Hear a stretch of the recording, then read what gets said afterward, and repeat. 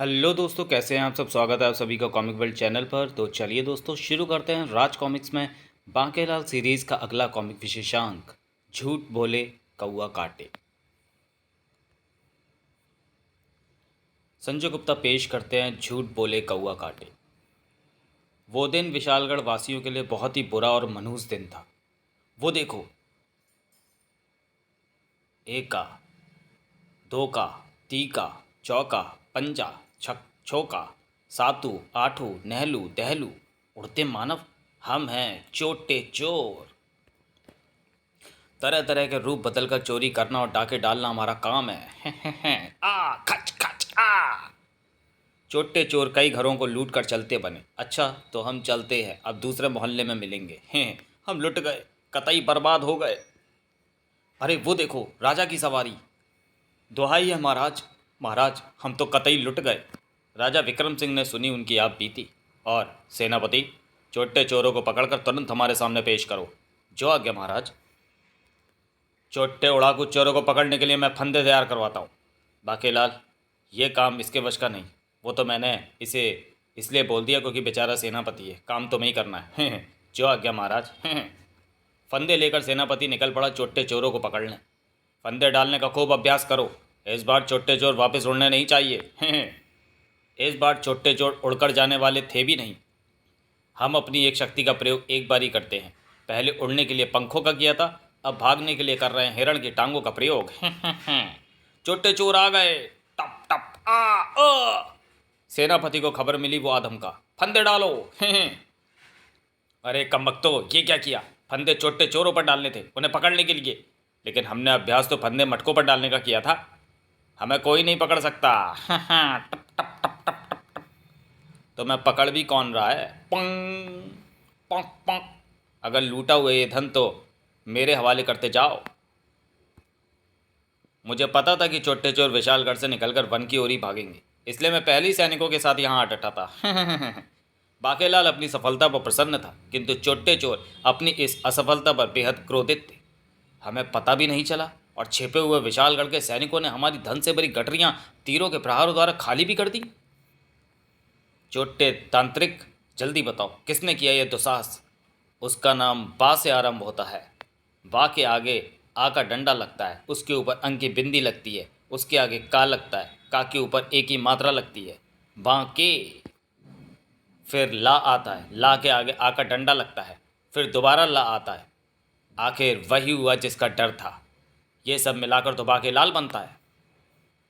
पूरे विशालगढ़ और आसपास के राज्यों में यह बात झूठी नहीं फैली है कि बाकेलाल के रहते विशालगढ़ पर हाथ साफ करना मुश्किल है। मुझे इस मुश्किल को आसान बनाने का रास्ता ढूंढना होगा, अन्यथा हम अपने उद्देश्य में सफल नहीं हो पाएंगे। बाकेलाल चप्पे चप्पे पर चोट्टों की खोज करता फिर रहा था। मेरे आजू बाजू और पिछवाड़े की दिशाओं में फैल जाओ और चोट्टों का पता लगाओ। आगे की दिशा में मैं जाता हूँ, क्योंकि चोट्टे इसी ओर गए हैं। उनकी गठरी में से हीरे मोती इसी रास्ते पर गिरे हुए मिल रहे हैं। वो मारा, चोर मिले ना मिले मगर हीरे मोती तो मिल रहे हैं, और ये तो बहुत बड़ा हीरा है। उल्लास में भरे बाकेलाल ने उस हीरे को ऊपर उछाला। वो मारा, हीरा कुछ अधिक ही उछल गया और क्वाक आ तलाक। ओह, तो इसने मारा पत्थर। अरे हीरा वापस नीचे नहीं आया। ओह, हीरा वापस नीचे आ गया। पीछे पीछे पक्षी भी आया। टोंग ओ। क्वाक, मैं हूँ चोंचू पक्षी। कई दिनों से मेरे सिर में दर्द हो रहा था, तेरे फेंके पत्थर के लगने से दर्द ठीक हो गया, इसलिए मैंने तुझे टोंग जड़ी है। बोलता पक्षी, मेरी टोंग के असर से कुछ देर तक तू पक्षियों की बातें सुन और समझ भी सकेगा। बड़ा विचित्र पक्षी था, लेकिन वो क्या कह रहा था कि मैं पक्षियों की बातें सुन व समझ सकूंगा। भला ऐसा भी कहीं हो सकता है। ची ची ची, ऐसा हो सकता है बहन चिरैया। 3 दिन तक अपराध योग चल रहा है, चलेगा। अरे इनकी भाषा तो सचमुच मेरी समझ में आ रही है। ची ची ची, तुझे नहीं पता चिरैया, यदि अपराध योग में कोई मानव जिसके नाम में बा, उसके बाद आ का डंडा, उसके ऊपर अंक की बिंदी और फिर का पर एक ही मात्रा आती हो, उसके बाद ला पर आ का डंडा और फिर ला आता हो, यदि 1 से 21 तक के पहाड़े पड़ते हुए 21 तरह के अपराध करके उनकी भेंट 21 चुड़ैल को दे, तो 21सा जाग जाता है, यानी एक अपराध और एक पहाड़ा। कौन 21सा? 21सा एक भयानक चुड़ैल है। दक्षिण में थोड़ी दूरी पर उसकी गुफा है, जो मानवों में भूतनी के नाम से प्रसिद्ध है। उधर कोई भी आता जाता नहीं। इक्कीसा के जागने से क्या होगा? इक्कीसा की नींद जब टूटती है तो उसे खून की प्यास लगती है।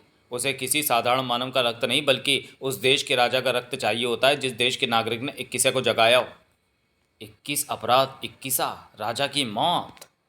वो वो वो वो मारा पापड़ वाले को, क्योंकि मेरे नाम में वो सारे शब्द एवं मात्राएं आती हैं जो वो चिड़िया बता रही थी। चू चू ची ची। खुश क्यों हो रहा है बाकीलाल? इक्कीसा को जगाने के लिए 21 अलग तरह के अपराध तो करने होंगे। तू अपराध करेगा तो मोटा तुझे भी नहीं छोड़ेगा, किंतु मैं ये सुनहरी अवसर भी गंवाना नहीं चाहता। अजी, ऐसा मौका फिर कहाँ मिलेगा? सोच बाके, कोई तरकीब जिससे सांप भी मर जाए और लाठी भी ना टूटे। अबे ओ दिमाग, सोच कोई तरकीब। आ गई, अबे आ गई बे, आ गई तरकीब। बस मुझे एक पल की आवश्यकता है और एक शानदार छूट की। जंगलों में फलों की क्या कमी थी? फल तो तुझे मिल गया। चल बेटा बाके, अब वापस महल पर ये कौवा शोर क्यों मचा रहा है? काव काव काव। कौवा कारण ही शोर नहीं मचा रहा था। काव काव। बहुत सारी बार काव काव कान फोड़ू कर खचाट है। कालू विश्राम क्यों नहीं करने दे रहा? थोड़ी देर तू भी विश्राम कर ले, क्योंकि उसके बाद हम राजा विक्रम सिंह के दरबार में चलेंगे। वहाँ मैं तेरी करामात राजा को दिखाकर उन्हें चमत्कृत कर दूंगा। तब राजा हमें खूब धन देगा। काव काव काव। हाँ, तुझे वो मोती खाने को देगा। तू जिसके सिर पर टोंग मारेगा वो इंसान सच बोलेगा। इस प्रकार राजा के दरबार में अगर कोई झूठा, नकारा, धोखेबाज और फरेबी मंत्री या दरबारी होगा तो उसकी पोल खुद उसकी ही जबानी खुल जाएगी। काव काव काव। कोई झूठा नकारा व्यक्ति तेरे आसपास हो तो तू खूब काव काव करता है, इसलिए तुम कौए घरों की छतों पर खूब काव काव करते हो, किंतु यहाँ तो मुझे आसपास कोई भी नजर नहीं आ रहा। काव काव। चल चुप कर और थोड़ी देर मुझे सोने दे। अगर ये बहेलिया अपने कौए को लेकर महल में पहुंच गया तो ये दुष्ट कौआ सबसे पहले मेरी खोपड़ी पर टोंग मारेगा, क्योंकि अभी अभी मैंने एक बहुत बड़ा झूठ बोलने की योजना बनाई है।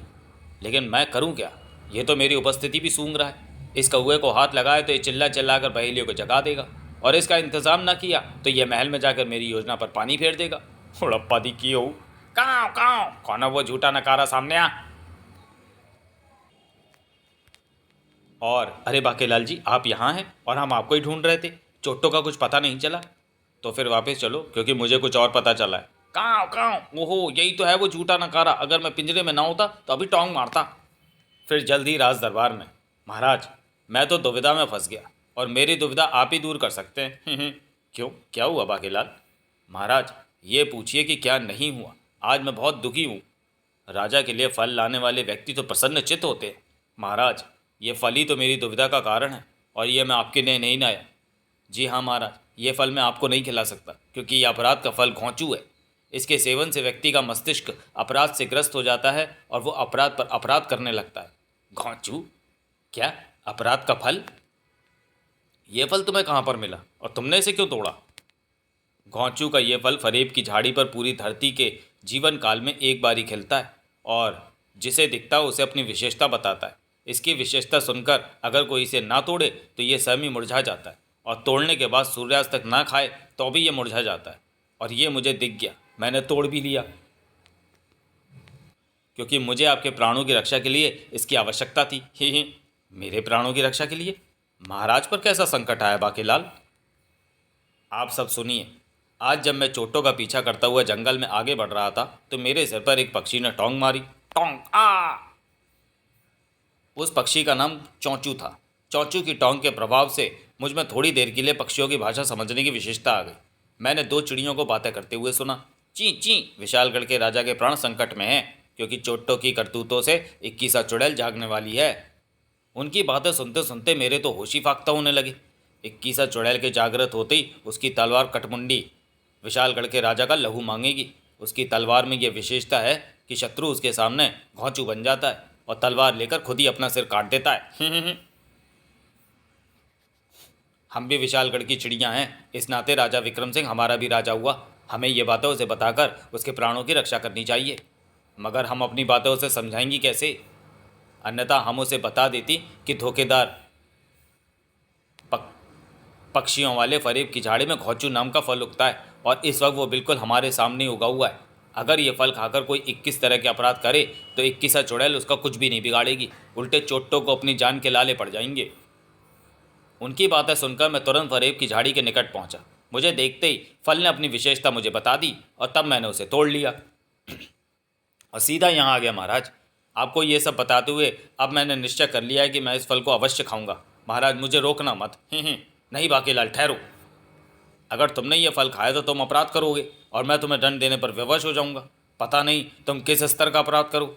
अगर तुम्हारे हाथ से खून हो गया तो मुझे तुम्हें फांसी देनी पड़ेगी, किंतु अगर मैंने ये फल ना खाया और चुड़ैल 21 जीवित हो गई तो फिर आपको अपने प्राण गंवाने होंगे। इधर प्रजा भी चुट्टे चोरों के आतंक से त्रस्त होगी। नहीं, अब मैं फल खाने से नहीं रुक सकता। कचर पचर नहीं। बाके, मेरे प्यारे बाके, तुझे मेरी पुच्चियों की सौगंध, ये घिनौना फल थूक दे मेरे लाल। मुझे अपनी मृत्यु स्वीकार है, किंतु तुझे मैं अपने हाथों दंड या कठोर दंड नहीं दे सकता। फल तो अब अंदर पेटू जी महाराज में गया। महाराज, बाकेलाल बेटा, तेरा दांव तो चल गया, क्योंकि मैंने ऐसा महाराज के प्राण बचाने के लिए किया। अब कोई भी मुझे मेरे किए गए अपराधों का दंड नहीं देने देगा। बाकेलाल जो कुछ कर रहा है वो आपकी, मेरी व पूरे विशालगढ़ की भलाई के लिए कर रहा है। हमें उसकी सहायता करनी चाहिए। हाँ हाँ, मुझे तो ये सब कुछ स्वप्न लगता है। बाकेलाल ने अवश्य कोई स्वप्न देखा है। इस बात की सत्यता का क्या प्रमाण है कि बाकेलाल जो कुछ कह रहा है वो सत्य है? सत्य और असत्य का प्रमाण मैं दूंगा। तुम, ये कमबख्त आखिर आ ही पहुंचा। कहाँ? मेरा मतलब, तुम कौन हो और यहाँ क्या कर रहे हो? मेरा नाम तीला सिंह है और मैं बहेलिया हूँ, और यह है मेरा चमत्कारी कौआ कालू। तुम बाकेलाल की बातों की सत्यता का प्रमाण कैसे दोगे? तीला सिंह ने तुरंत अपने कौए की विशेषता बताई। और अगर ऐसा हुआ तो फिर तो यह कौआ बड़ा ही अद्भुत है। फिर तो महाराज सबके सिर पर टोंग मरवा कर देखनी चाहिए। का का तो मैं पिंजरा खोलता हूँ। खट का। अब ये झूठ नहीं बोल सकता। बाकेलाल, तुम जो कुछ बोलोगे सच सच बोलोगे, सच के सिवाय कुछ नहीं बोलोगे। मेरा नाम बाकेलाल है। मैं महाराज का सलाहकार हूँ। मैं महाराज से बहुत प्रेम करता हूँ। महाराज के प्राणों को 21 की तलवार कटबुंदी से खतरा है और प्रजा को चोटों से बचाव का उपाय है 21 तरह के अपराध। इसलिए मैंने ये फल खाकर महाराज व प्रजा को बचाने का प्रण किया। अपराध का फल घौंचू फरेब की झाड़ी पर उगता है। इनकी ये बातें बिल्कुल सत्य हैं महाराज। अब बाकियों की बारी है। कालू सबके सिरों पर बारी बारी से टोंग मारेगा। किंतु अरे, बाकी सब कहाँ गए? रानी भी नहीं है। महाराज, सब लोग सच बोलने के नाम से भाग गए, क्योंकि मुझे छोड़कर ये सभी झूठे हैं। राजा विक्रम सिंह के आदेश पर राज दरबार को छोड़कर चले गए मंत्री और दरबारियों को पुनः वापस लौटना पड़ा। तीला सिंह, अब तुम इनके सिरों पर कालू से टोंग मरवाओ, ताकि हमें भी पता चले कि कौन झूठा और कौन सच्चा। मंत्रियों में सबसे पहले सेनापति। सेनापति, तुम जो कुछ भी बोलोगे सच सच बोलोगे।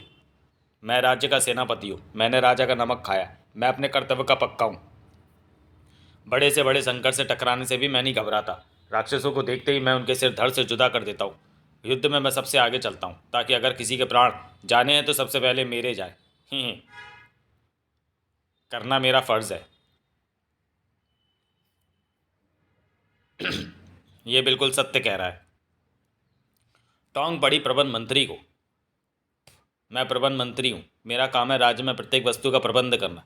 मैं अपना कार्य पूरी निष्ठा एवं ईमानदारी से करता हूँ। महाराज के लिए रोजाना 50 कट्टे आटे की रोटियाँ बनती हैं। मैं चाहूँ तो 2 कट्टे आटा अपने घर भिजवा कर बाकी आटे में भूसा मिलवा सकता हूँ, लेकिन मेरी ईमानदारी मुझे ऐसा दुष्ट काम करने से रोकती है। महाराज, अब आपकी बारी है।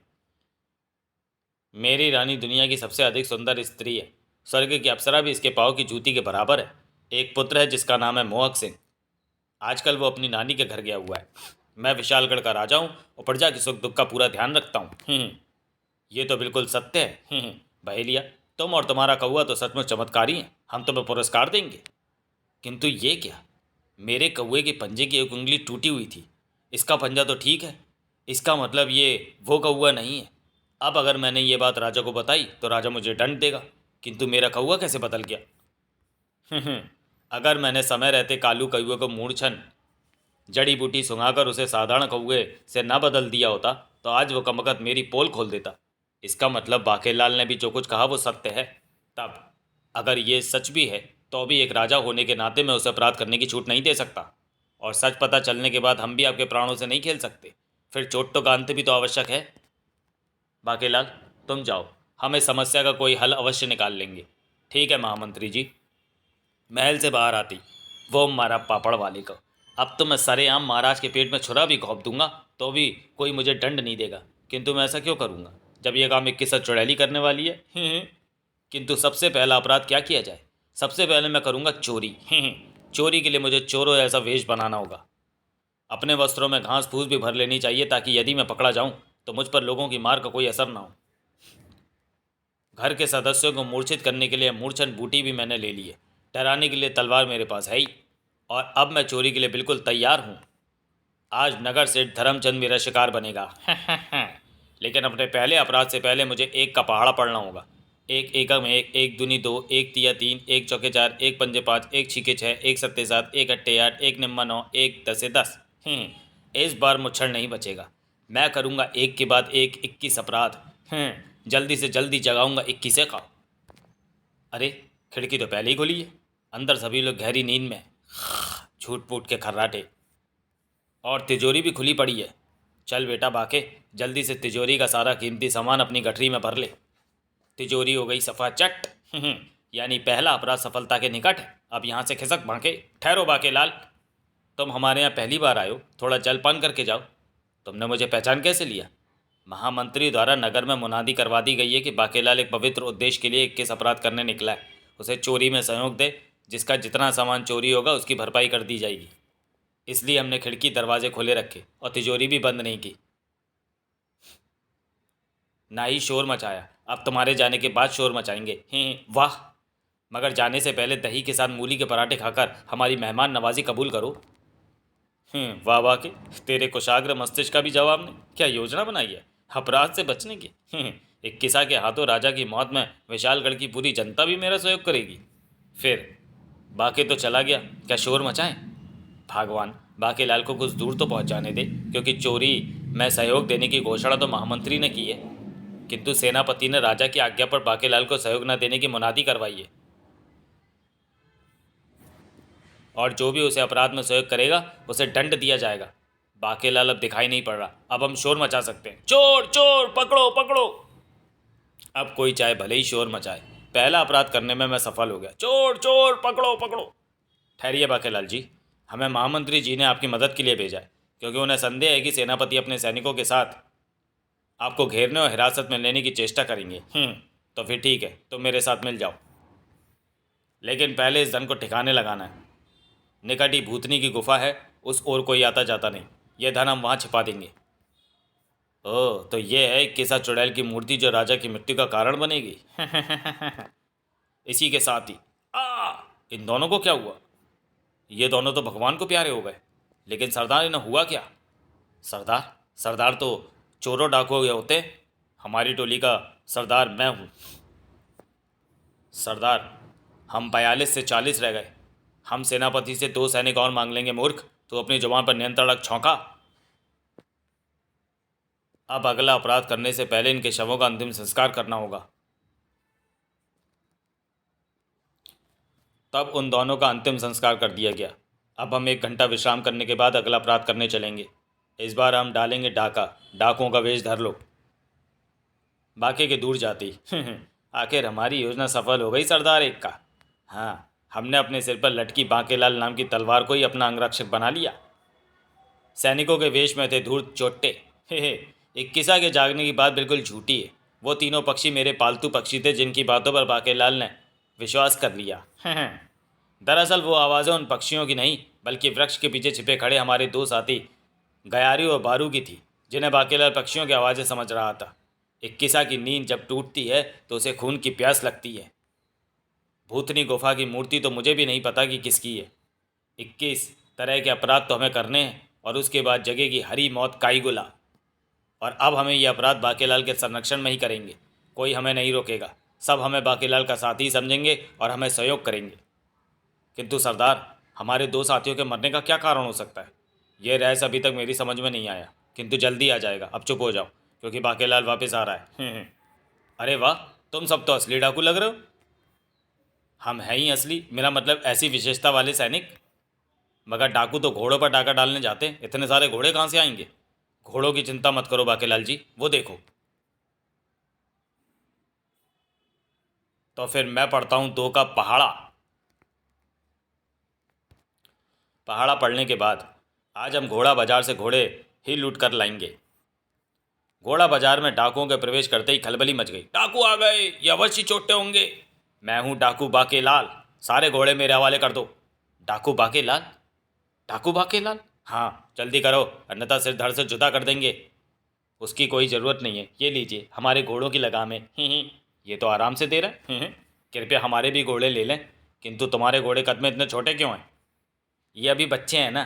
टेचू। ओह तो ये बात है। ये तो गधे की तरह रेक रहा है।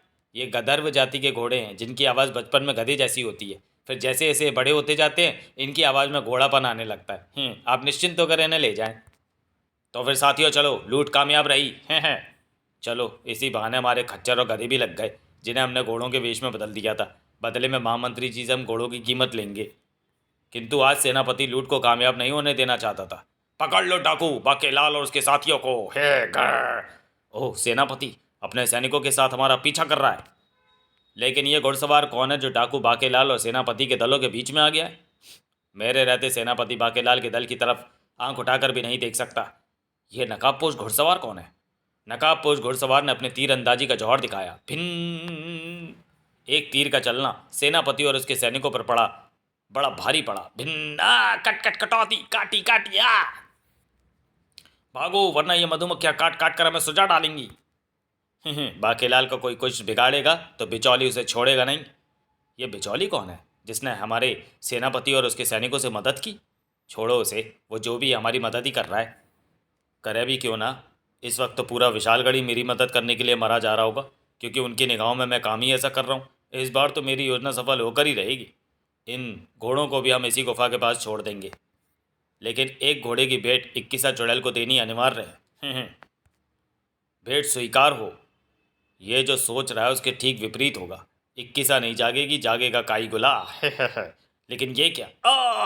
इन्हें क्या हुआ? ये भी मर गए सरदार। क्या हमारे 2 और साथी मर गए? एक ही स्थान पर हमारे 4 साथी एक के बाद एक क्यों मर गए? मृत्यु तो कभी भी किसी को भी आ सकती है। शायद इनका समय पूरा हो गया था, किंतु हमें तुरंत अगले अपराध के लिए तैयार होना होगा। तुरंत उनका अंतिम संस्कार कर दिया गया। हमारा अगला अपराध होगा छीना झपटी। राजा विक्रम सिंह को बाकेलाल की कारगुजारियों के समाचार मिल रहे थे। महाराज, मैं तो बाकेलाल को पकड़ने में सफल हो ही जाता, किंतु ऐन समय पर कोई बिचौली नाम का रहस्यमय नकाबपोश आ गया और उसने हम पर मधुमक्खियाँ छोड़ दी। चाहे बाकेलाल मेरी व प्रजा की रक्षार्थी या सब अपराध कर रहा है, लेकिन राज्य के नियमानुसार मुझे बाकेलाल को उसके अपराधों का दंड देना ही होगा। अभी तक उसने एक चोरी की है और डाला है एक डाका। कुछ विशालगढ़ वासी भी उसके साथ मिल गए। वो सब भी उन अपराधों में बराबर के भागीदार माने जाएंगे जिन्हें बाकेलाल करेगा। इन दोनों अपराधों की सज़ा 10 साल कठोर कारावास होती है। सेनापति उसे रोको, अन्यथा उसके अपराधों के साथ ही ये सज़ा बढ़ती जाएगी। मुझे भय है कि कहीं बाकेलाल का शेष जीवन कारावास में ही ना कट जाए।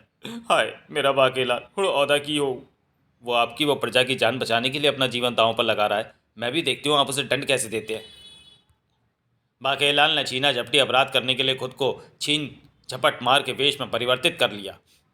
मैं पूरा छीन झपट मार लग रहा हूँ ना एक्का सिंह? बिल्कुल। और तुम भी लग रहे हो? तो फिर मैं पढ़ता हूँ 3 का पहाड़ा। बाकेलाल 3 का पहाड़ा पढ़ता चला गया। छीन झपट मार दल ने नगर के प्रमुख बाजार पर हमला कर दिया। इस स्त्री की सोने की जंजीर छीनकर इस अपराध छीना झपटी का शुभारंभ करता हूँ। चोर चोर पकड़ो, जंजीर छिन गई। जिसके जो हाथ लगे वो छीन लो। ये जो कुछ भी छीने कोई भी प्रतिवाद ना करे, क्योंकि इस छीन झपट मार की चोटी देख कर ही मैं पहचान गया हूँ कि ये कोई और नहीं हमारा प्यारा बाकेलाल है। वाह बाकेलाल जी, आप एक महान कार्य कर रहे हैं। कृपया मेरे कुर्ते की जेब में रखा धन छीन लें। ओह, आप बाकेलाल जी के साथी हैं। मेरी बैलगाड़ी में स्वर्ण मुद्राओं की 2 पोटलियाँ भरी रखी हैं। आप मुझे बैलगाड़ी से आराम से धक्का देकर वो पोटलियाँ मुझसे छीन लें। तो फिर हट पीछे। भागो। ये मेरा तीसरा अपराध है और हमारा चौथा। एक प्रयास बाकेलाल ने विफल कर दिया था, अन्यथा 5वां होता। वाह, लूट कर मज़ा आ गया। सेनापति ने चप्पे चप्पे पर जाल बिछा रखे थे। ओह फंदे, ये काम ज़रूर सेनापति का होगा और ये काम है मेरा। Sai cut cut cut. ये तो बिचौली है, ये फिर हमारी मदद कर रहा है। सैनिकों की राह में कांच फेंको, खनाक खनाक। सेनापति जी, घोड़े आगे नहीं बढ़ रहे। कांच चुभ गया तो ही। बाकीलाल एक बार फिर हमारे हाथों से बचकर निकल गया और इस बिचौली को भी देख लूंगा। बाकीलाल अपने दल बल के साथ पहुंचा 21 चुड़ैल की गुफा में। भेंट स्वीकार कर। ठीक तभी दो और मर गए। शायद यहां तक आते आते थकावट के कारण ऐसा होता है। इनका अंतिम संस्कार करके इस बार हम धरेंगे लफंगे का वेश और करेंगे स्त्रियों से छेड़खानी। स्त्रियों से छेड़खानी, वाह, खूब मज़ा आएगा। आखिर मेरी समझ में चोट्टों की मौत का कारण क्यों नहीं आ रहा। फिर जल्दी 4 का पहाड़ा पड़कर बाकी जात हमका विशालगढ़ के उस क्षेत्र में। हाय हाय छम्मक छल्लो, थोड़ा पानी हमें भी पिला दे। ये तो बाकीलाल जी हैं। बाकीलाल जी, कृपया हमें भी छेड़िए ना। अवश्य अवश्य, तुम्हें हम छेड़ेंगे। हम यही अपराध तो करने आए हैं। किंतु हम तुम्हें छेड़ेंगे और तुम हमसे डरकर चिल्लाओ या भागोगी नहीं तो ये अपराध नहीं माना जाएगा। इसलिए जब हम तुम्हें छेड़ें तो तुम चिल्ला चिल्ला कर हमें अपशब्द अवश्य कहना। अरे चली कहाँ, पलट। ठहर जा लुच्चे शैतान पाजी, तेरे घर में माँ बहन बेटी नहीं है क्या? माँ बहन बेटी तो है मगर घरवाली नहीं है। मैं तुम्हें अपनी घरवाली बनाऊंगा। क्या सच बाकीलाल जी? क्या मैं आपकी दुल्हन बनूंगी? सत्यानाश! अरे कमबख्त, मैं तुझे छेड़ रहा हूँ, तुझे बचाओ बचाओ चिल्लाना है। ओह, मैं तो भूल गई थी। बचाओ बचाओ, ये लफंगा मेरा हाथ पकड़ रहा है। मेरे होते नया लफंगा कहाँ से आ गया विशालगढ़ में? अरे ये तो बाकेला और उसके साथी हैं, पकड़ो, जाने ना पाए। सेनापति, भागो! बिचौली ठीक समय पर आ पहुंचा। बाकेलाल जी को दुष्ट सेनापति और इसके सैनिकों से बचाना है तो जैसा मैं कहता हूँ वैसा करो और कहो, जाकर सेनापति और सैनिकों को पकड़ लो और चिल्लाओ कि बचाओ बचाओ, सेनापति और सैनिक हमें छेड़ रहे हैं। बचाओ बचाओ, सेनापति और सैनिक हमें छेड़ रहे हैं। मैं तो पराई स्त्रियों की तरफ आंख उठाकर भी नहीं देखता। लफंगे, तुम्हारी ये मजाल, ऐसा दुष्कर्म करते हुए शर्म नहीं आती? तड़ाक तड़ाक। कम बखत बिचौली यहाँ भी चाल चल गया। आखिर यह है कौन? इधर 21 की गुफा में 2 और मर गए। कुल मिलाकर मर गए 8। किंतु हम अपना काम बीच में नहीं रोक सकते। चोरी कर ली, डाका डाल लिया, छीन झपट कर ली, छेड़खानी कर ली। अब हम करेंगे ठगी, फिर जेब कतरी, फिर खेलेंगे जुआ, फिर दिखाएंगे गुंडागर्दी, फिर वसूलेंगे हफ्ता, फिर करेंगे तोड़फोड़, फिर करेंगे दंगा। राज्य कर्मचारियों पर हाथ उठाना भी अपराध होता है। हम करेंगे इनकी पिटाई, फिर काटेंगे हरे भरे वृक्ष, फिर तोड़ेंगे हाथी के दांत और गैंडे के सींग, फिर तोड़ेंगे बांध, फिर उजाड़ेंगे खेत, फिर करेंगे षड्यंत्र, फिर उगाएंगे किसी घर में आग, फिर बोलेंगे झूठ। विशालगढ़ में भीख मांगना भी अपराध है, ये अपराध भी करेंगे और आखिर में करेंगे अपहरण। इस प्रकार पूरे हो जाएंगे 21 अपराध। अब मैं सारे पहाड़े एक साथ ही पढ़ देता हूँ क्योंकि अब मैं एक के बाद एक करूँगा सारे अपराध। और इस प्रकार 19 अपराधों के पश्चात चोट्टे रह गए सिर्फ 4।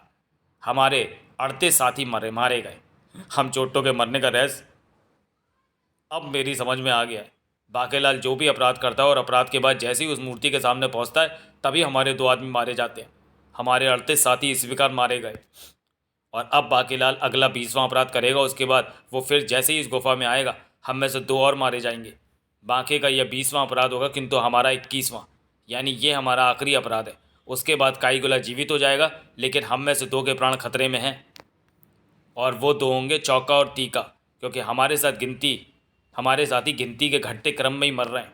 एका सरदार, इस बार बाकी को अपराध मत करने दो, क्योंकि हमारा तो ये आखिरी अपराध है। बाकीलाल को इस चक्कर में फंसाने का हमारा उद्देश्य तो पूर्ण हो ही चुका है। 21वां अपराध हम स्वयं ही कर लेंगे। हमें अकल इतनी देर से क्यों आई?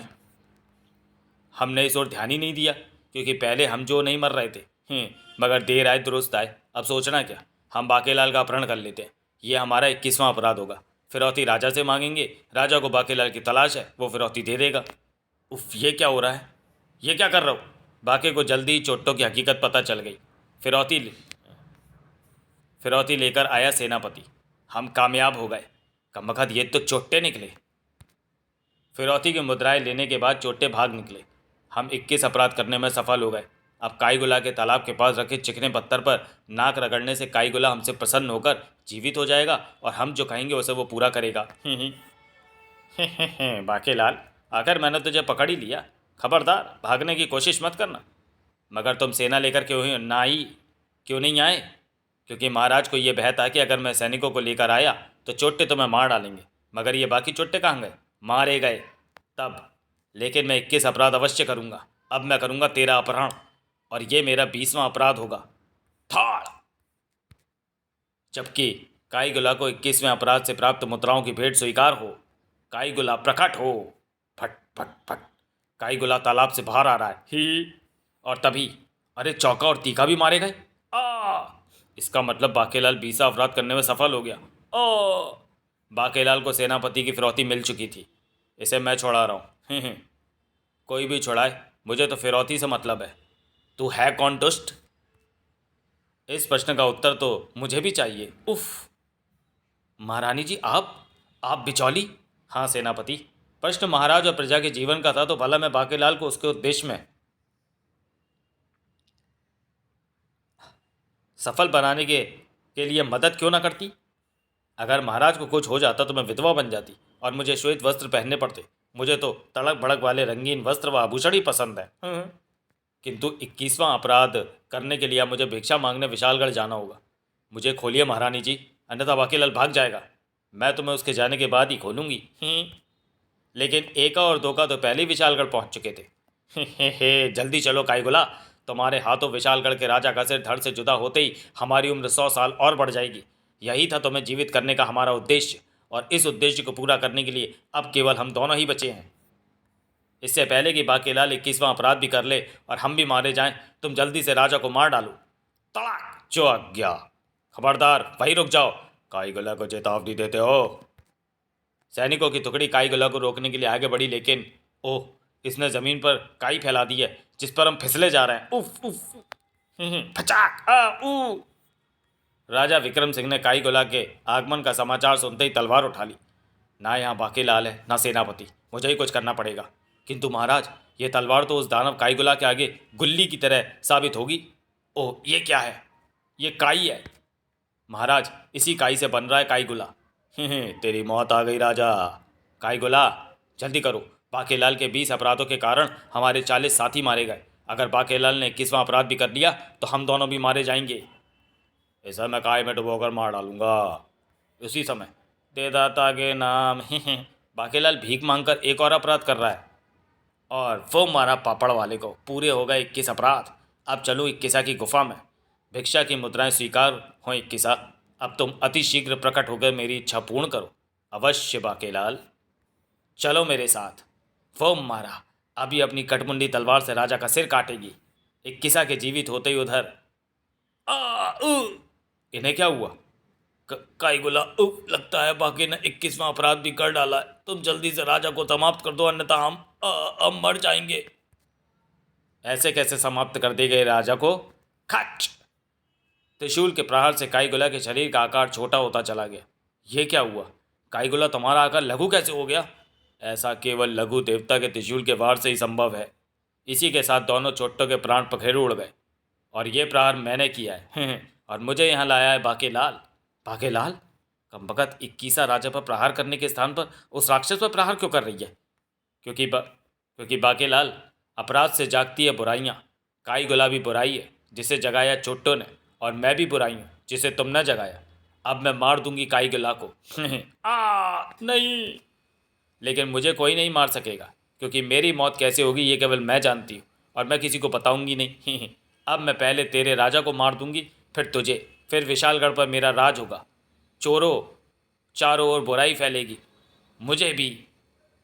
लेकिन इससे पहले कि 21 राजा का सिर धड़ से जुदा कर पाती। टंकाओ! ओ, ये क्या? बहेलिया का कालू कौआ जिसकी टोंग खाकर व्यक्ति सच बोलता है। मेरी मौत जूती लगने से होगी। ओह, ये बात तो लेखा जूती। बाकेलाल की जूती लगते 21 भी धड़ाम से जमीन पर गिरी और इसका अंत हो गया। बाकेलाल के कारण विशालगढ़ के सिर से संकट के बादल छट गए। सत्यानाश!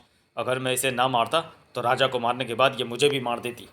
लेकिन बाकेलाल ने जो अपराध किए हैं उनका दंड उसे देना होगा।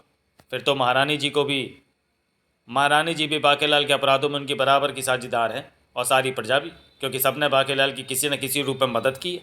तब सेनापति ने पूरा किस्सा कह सुनाया। और बाकेलाल, ये सारा क्या किस्सा है? तुम्हें 21 काईगुला और चोट्टों के विषय में कैसे पता चला? मुझे स्वप्न में भगवान शंकर ने दर्शन देकर उनके विषय में बताया था महाराज। मैंने सब कुछ उनके कहे अनुसार ही किया। उनके कहे अनुसार ही मैंने बहेलिया की टोंग मारने वाले कौए को भी बदलकर एक खो में बंद कर दिया था। भगवान शंकर ने मुझे बताया था कि सही वक्त पर कालू बहेलिया को वापस मिल जाएगा। उसी के टोंग मारने पर 21 भी अपनी मृत्यु का रहस्य खोलेगी और मृत्यु को प्राप्त होगी। और उसके बाद अगर बहेलिया ने कालू से किसी और के सिर पर टोंग मरवाई तो उसके तथा कालू के सिर के 1000 टुकड़े हो जाएंगे। मैं चला। महल के बाहर निकलते ही मैं कालू को भी उड़ा दूंगा।